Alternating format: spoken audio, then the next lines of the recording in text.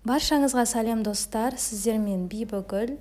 Осындай баклажаннан жасалатын қысқа арналған салаттың рецептісімен бөліскім келеді. Өте дәмді шығады достар, бұны баклажаннан икра деп те атайды. Мінекей осындай болып шығады, кез келген тағаммен қосып жеуге болады, өзінде нанмен қосып жей берсеңіздер де болады. Таңғы асқа да, кешкі асқа да өте керемет, таптырмас дәм. Міндетті түрде жасап қойыңыздар достар. Қазір барлығы арзан уақытта жасап алыңыздар. Ол үшін бізге тәтті болгар бұрышы, қызанақ, баклажан және де пияз, кинза шөбін қалауларыңыз бойынша қосуларыңызға болады. Егер ұнамаса дәмі, онда қоспай қойсаңыздар да болады. Және де сарымсақ және ащы бұрыш қажет болады. Ең алдымен қызанақты сыртын аршып аламыз. Ол үшін осылай қызанақты жайлап сыртынан пышақпен бөліп, ыстықтай қайнап тұрған суымызды үстіне қойып қоямыз.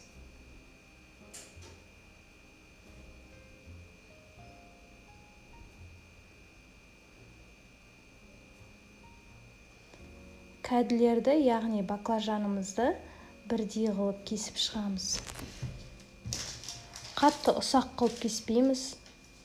Төртбұрышты етіп, кәдімгідей ірілеу қылып кесеміз.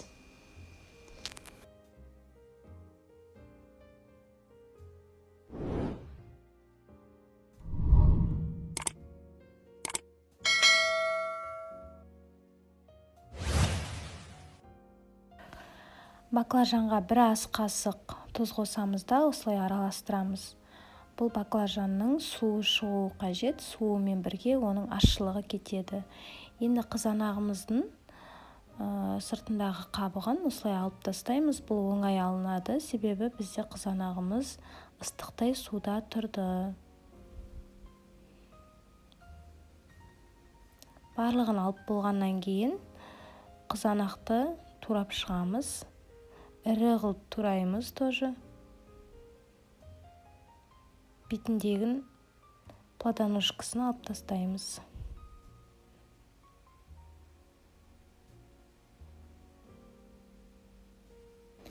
Енді тәтті болгар бұрышын тураймыз. Ортасындағы дәндерін барлығын тазартамыз. Төртбұрышты етіп кесеміз.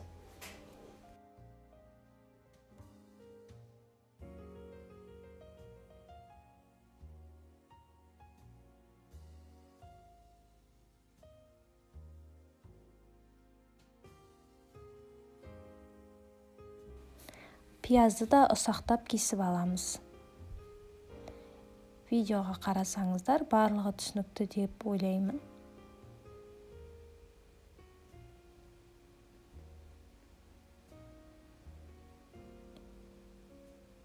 Және де кинза шөбін кесеміз.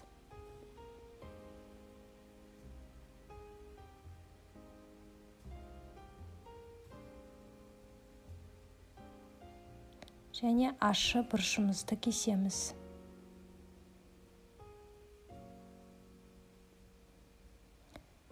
Сарымсақты чеснокодавкадан немесе үккіштен өткізіп алсаңыздар болады. Мінекей бізде барлығы дайын. Баклажанды қарасаңыздар, астында мінекей қаншама су шыққан. Бұл судың бізге қажеті жоқ. Салатты пісіретін қазанымызды аламыз. Менде асты қалың қазан болмады, сол себептен кастрюль алдым. Егер сіздерде кәдімгі қалың қазан болса, соны алсаңыздар дұрыс болады. Газдың астын қатты жіберіп, майымызды қатты етіп қыздырып алып, үстіне жуамызды саламыз. Майды рецептте көрсетілген мөлшері бойынша салыңыздар, себебі бұл салат майды жақсы көреді. Азғантай май құйып қойып жүрмеңіздер.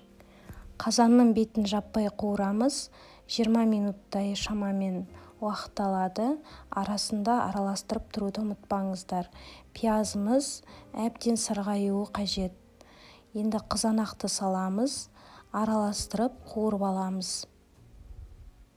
Және де беті ашық кастрюльде бұны да 20 минуттай ұстаймыз. Мінекей арада 15-20 минуттай уақыт өткеннен кейін қызанағымыз осылай қуырылады. Араластырып тұруды ұмытпаңыздар, міндетті түрде араластырып тұрыңыздар. Себебі қанша дегенмен оттың асты қатты жанып тұрғасын, астына жабысып қалуы мүмкін. Енді біз бұның үстіне болгар тәтті бұрышын салатын боламыз.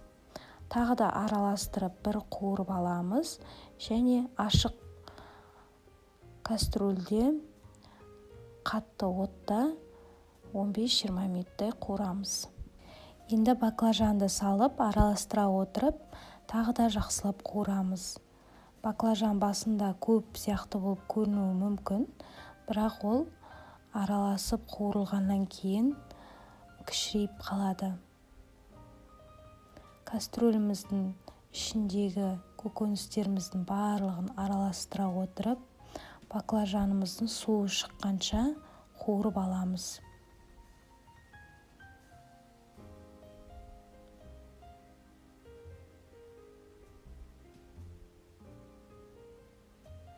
Мінекей баклажанның суы шықты, көлемі кішірейді. Бетін ашқан күйінде кастрөлде қуырып алғаннан кейін тұз салатын боламыз. Тұзды өздеріңіз қалауларыңыз бойынша аз немесе көп қылып сала берсеңіздер болады. Менде барлығы 3 ас қасық тұз кетті. Мен 2 ас қасығын қазір салдым және 1 ас қасығын соңына таман дәмін қарап тұрып салатын боламын. Және де қантымызды саламыз.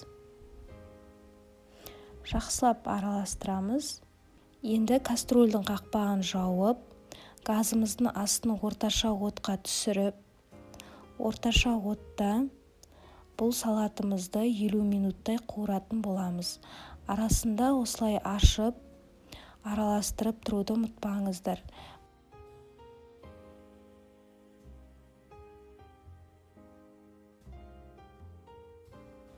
Арада 50 минут уақыт өткеннен кейін қазанымыздың бетін ашамыз. Мінекей біздің барлық көкөністеріміз өте жақсы. Енді біздер дәмін қарайтын боламыз.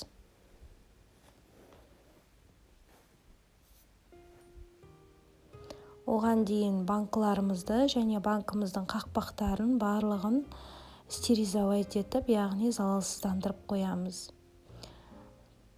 Қалауыңыз бойынша тұз саламыз. Кинза шөбін саламыз. Араластырамыз. Және сарымсақты саламыз. Сарымсақты да қалауларыңыз бойынша аз немесе көп салуларыңызға болады. Енді тек шамамен 7 минут қана бұқтырамыз да банкыларымызға құямыз.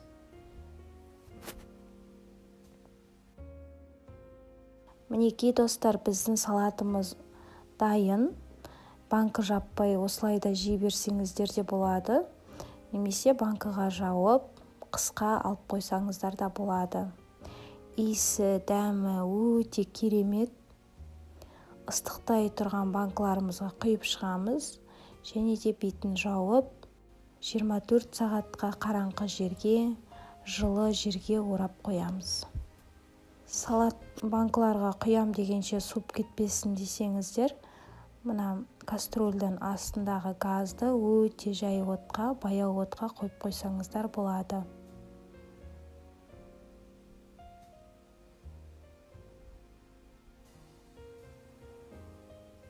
Мінекей достар, біздің салаттарымыз дайын. Өте керемет дәмді болып шығады. Міндетті түрде жасап алыңыздар достар. Сіздерге жасауға кеңес етемін.